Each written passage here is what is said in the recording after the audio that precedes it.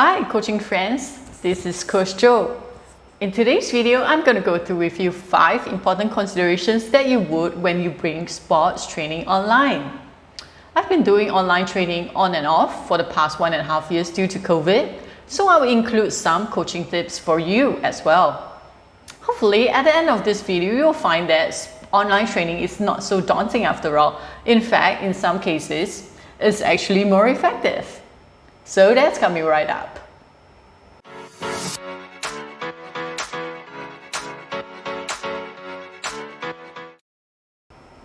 First consideration that you will have will be, what's your plan? What's your plan for that session itself? What type of training is it? How long is it? Usually I wouldn't go past 2 hours. What space and equipment would you and your athletes need to prepare before?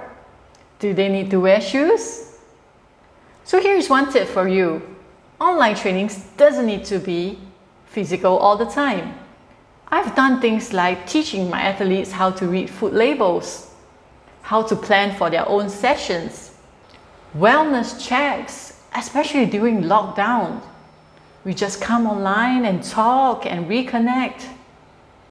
For your weekly plans, you might want to consider mixing it with online, especially if you have constraints around space or your training ground is very far.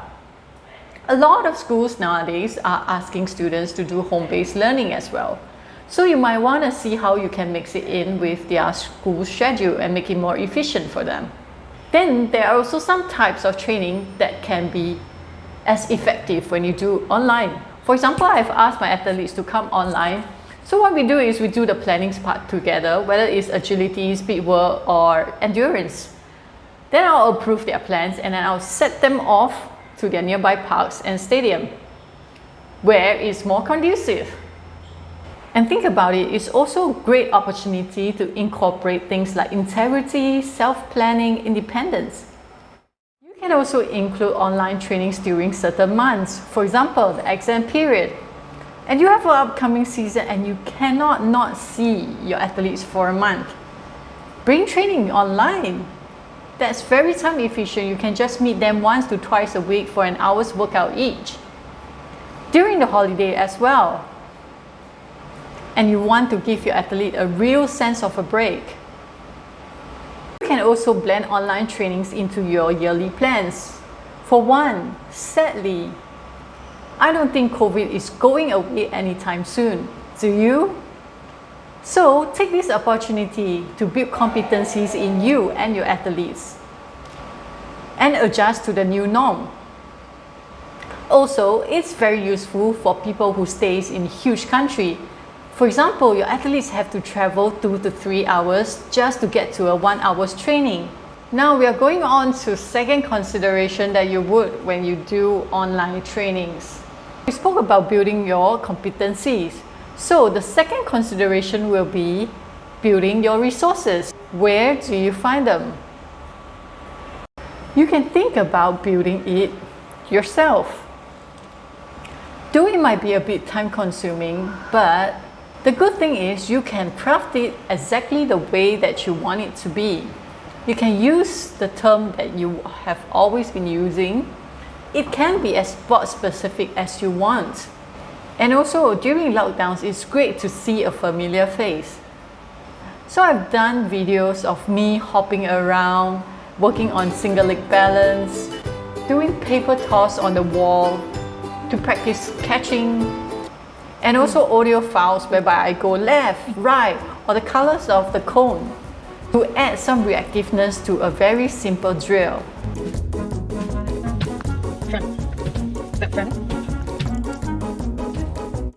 Another way would be to record and reuse the training that you just conducted. Might as well, right? Or after the session, you can actually go in and edit, cut and paste certain parts that you will want to use in another video or in another training session. I had a mentor who once videoed my training session and I had the shock of my life.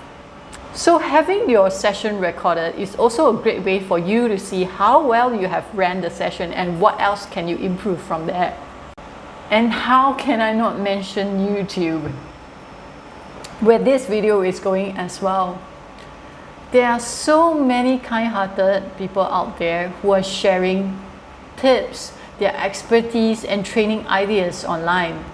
I've used YouTube to find videos on HIIT, plyometric exercises, stairs work, cone agility stuff. And also remember, training doesn't need to be physical all the time. So I've also used YouTube for things like brain games, and also yoga and meditation, which I incorporate into my training plans. And I have two cautions for you when you are using YouTube video. Number one, use it at your own discretion. Use the videos to suit your training plans rather than the other way around. For example, there are videos that goes 99 plyometric exercises. So I don't think you want your athletes to do all 99 within a session. What you might do will be pick out maybe 8 or 10, while the rest do it in another session, or you might think that some are too advanced for them at this moment. Second caution, a lot of likes doesn't mean that they are technically sound. A lot of times they are popular because of other reasons, like they are very charismatic, they are funny, but they might not be doing the correct thing and might end up injuring your athletes. So know what you're doing, do your homework first before you refer these videos to your athletes. And I also like to tap on the expertise of sports organizations, like your National Sports Institutes. In Singapore, we have SSI, and for the youth, we have NYSI. There are a lot of experts and sports scientists in there. And from time to time, they will do very useful workshop and sharing that are of sports science related topics. And these are very good background information and knowledge for coaches when we do our plannings. And we also have Coach SG, which is a coaching resource heaven. Then you have your National Sports Association. In Singapore, we call it NSAs, and they are the governing body for your sport. So from time to time, there will be sharing by national coaches and their experts. The best thing about it is they are very sport specific and can be applied into your trainings directly or adapted into your online trainings. And you have your multi-million dollars well-funded sports club who have their own panel of coaches, athletes, and experts. So from time to time, they will show you what a typical training looks like. From there, you can get some coaching tips and training ideas. They also like to get their pro athletes to share online regarding things like how to get abs like me, how to train like me, how to eat like me. Okay, not me, but them. And it's great if you want to show your kids what is it like being a pro athlete and have some good role models there. Next resource we're going to talk about are apps, APP apps. Apps are awesome, but the problem is there are just too many of them. So how do you know what to use? Later on, I'm going to show you some of the apps that I use and how do I incorporate them into my online trainings. One type that I really love to use are the distance tracking apps. For example, I will set the endurance program for the day, and then I will get my athletes to go to the nearby parks, their neighborhood, to do their runs, their cycle. Then they will send me a screenshot looking like this.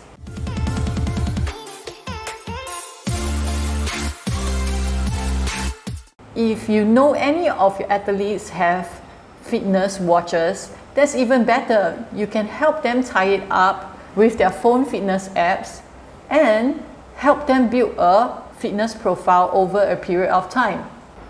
I've also used apps like Gymboss when I conduct HIIT and Tabatas. So what I'll do is list down all the activities that we are doing, whether it's lunges, bridges, squats, etc., etc. Then get my athletes to set it at a certain work-rest ratio. It's also great for programming speed workout, whether it's short interval or long interval. I find it really useful for online trainings because I can just focus on coaching while the app just keep track of all the timings.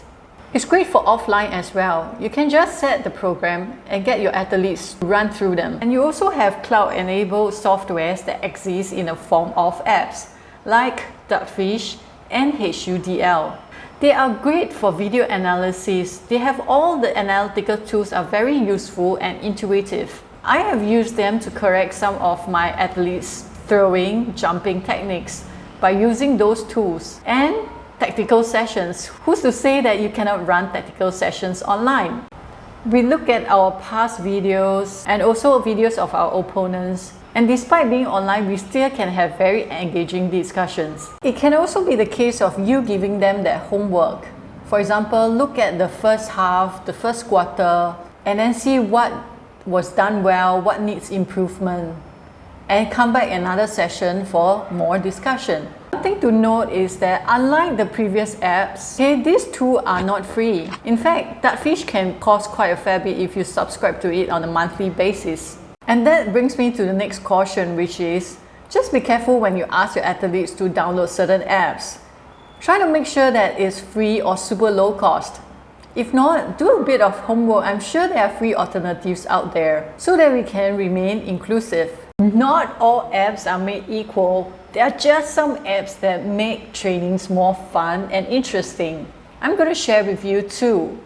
One, home court, and second one is switched on. The most special thing about home court is AR function. Like how you are staring at my screen, you will find some cones, balls flying here and there that you need to tap, catch, or jump over. That makes it really interactive and engaging. But one thing that I realized is it's quite tough to incorporate into live online trainings, especially with a whole team of athletes. So it's much better off as a homework or an extra training that your athletes can do in their own free time. Their resources, beside those general fitness like jumps, agility, is also quite limited to basketball. But recently I've seen them updated, and it also includes some soccer drills. So you can definitely check them out. Next app, Switch On. It has a library of drills that help your athletes become more agile and reactive. Similar to our homemade audio, this is even better. It can customize colors, arrows, numbers to a certain duration and timing so that you can focus on coaching and kind of help you bring a very simple drill to another level. So here is an example of how I've used Switch On for one of my trainings focusing on peripheral vision.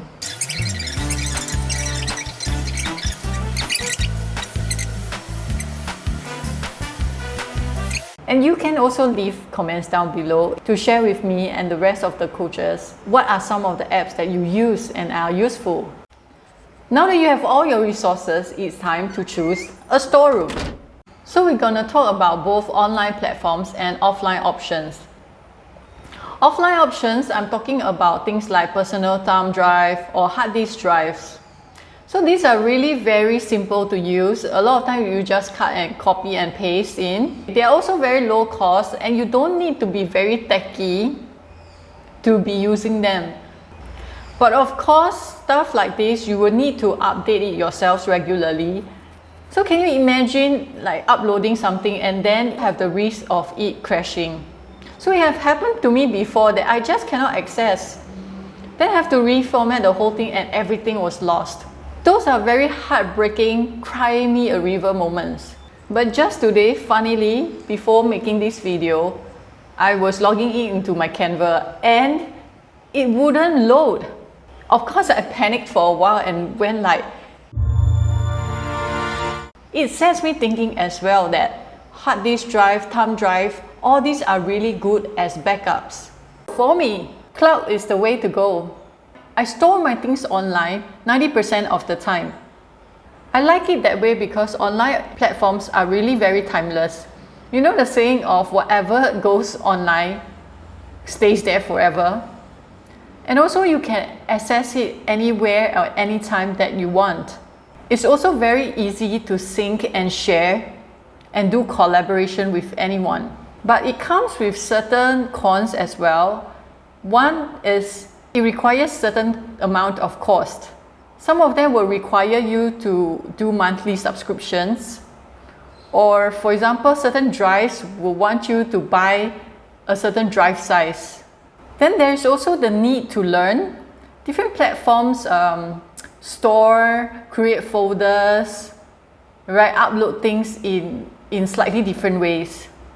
And after what happened today, I would say that it's possible that sometimes you might not be able to access it because of servers or technical issues. And ta-da! Secret review. You'll find that it's not very secretive at all, right? So these are some of the really common ones that you might already be using. But do you know that actually if you are a teacher, an educator, or part of an education organization, or your company uses Google Suite, you would notice that you have unlimited storage.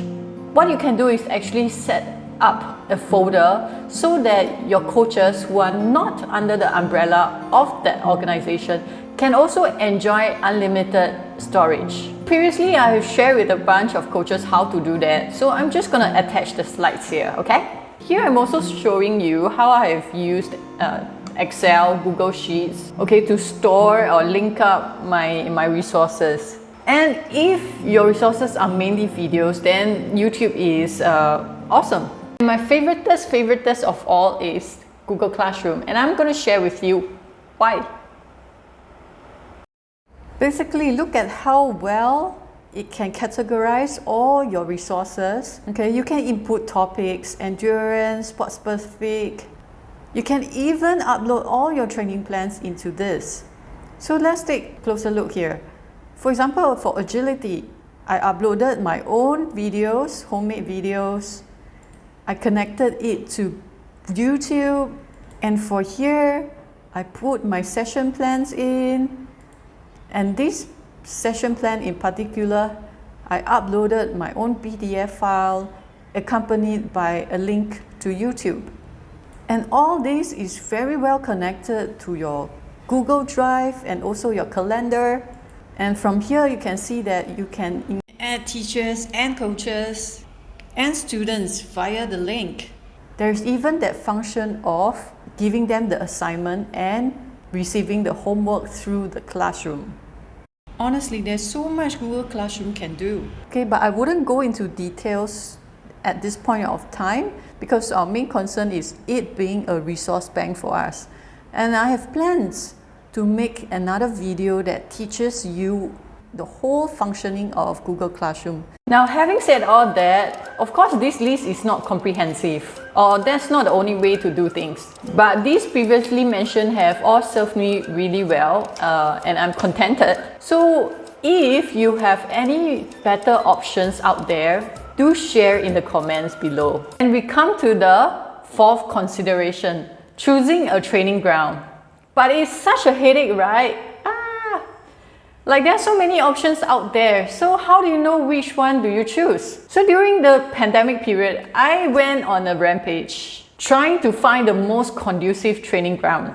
I've used all these in one way or another, extensively or simply played with it. So what I found out in that process was that they are all the same, yet different. Same in the sense that they can all help me stay connected to my athletes, either through simple video functions, some better than the others, of course. And they all include a learning curve and will require me to delve deeper to uncover the different functions. While their differences are obviously how they do all that, their strengths and limitations. If you are simply looking to have good quality live videos, things like Zoom, WhatsApp, Skype, FaceTime can all do that really well. But if you need more like a one-stop shop that can not only do that, but sometimes you want to dish out homework, you want to have it organized training plans nicely for you, then things like Teams, Google Meet via Google Classroom can have things nicely integrated for you. After all that search and digging, I finally settled on two that I really like to use as training ground. So they are Zoom and Google Meet. I've listed down here the reasons why I like using them and also some limitations that you might experience. A tip for you here is that when conducting workshops, I really like to use things like Mentimeter, Kahoot to make it more interactive and fun. But I'm mindful about after saying all that and with times changing around us so fast, This might not be the most current information already. I definitely like to appeal to all of you out there who know of better platforms or tips and tricks that I might have missed out to share with the rest of us. And we come to our fifth consideration. But before that, how about a virtual high five first? And in this section, we're going to talk about the equipments that you will need to run a smooth session. Things like mic, hello, camera, and also the internet. Throughout this period, I ran sessions using different types of mics and earpieces. So here are a couple of wireless ones that I've used. So this is a Jabra and this is a Samsung. What I love about these are, it really gives me a lot of freedom, especially sessions that I need to move around a lot, give live demonstrations or give corrections to my athletes while using myself as an example. But the thing is, you will need to judge them.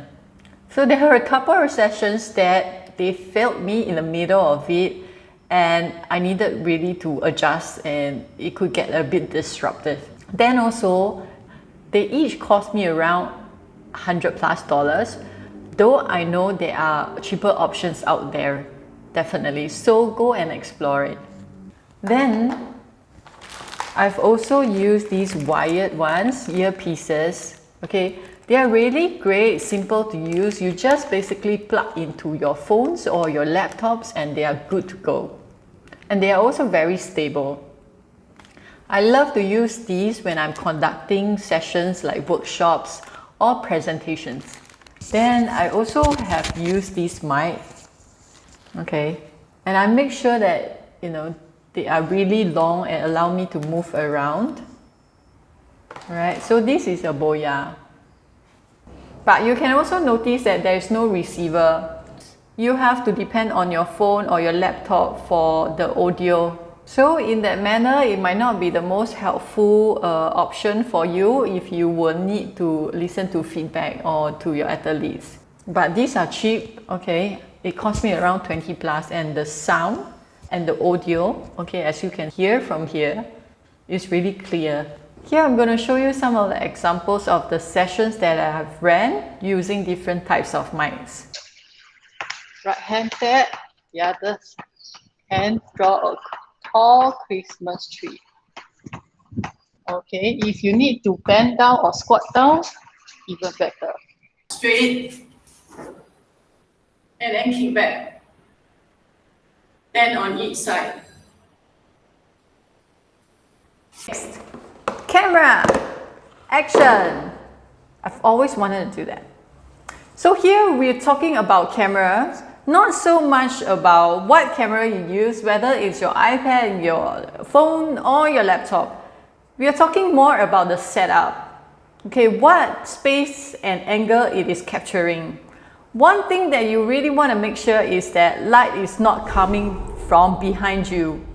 Because what that does is make your whole body and your face looks really dark. And you cannot do things like showing your athletes your expression and saying that, focus, come on, you can do it, yay!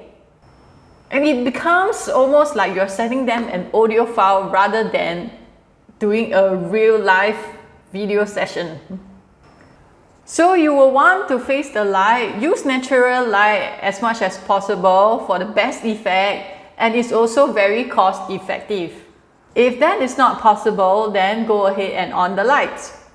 Next, can they see your whole body? Even as you do live demonstration, move in and out. You won't want your athletes to go like, hey, where my coach go? She hop, hop, hop, hop, hop, and went out of the screen. Did she go for lunch or something? So in a way, you might lose their attention, okay, when such things happen. Therefore, you owe it to yourself and owe it to your athletes to test out the whole setup before you even conduct the session itself. As much as it's about your camera, it's also about your athlete's camera.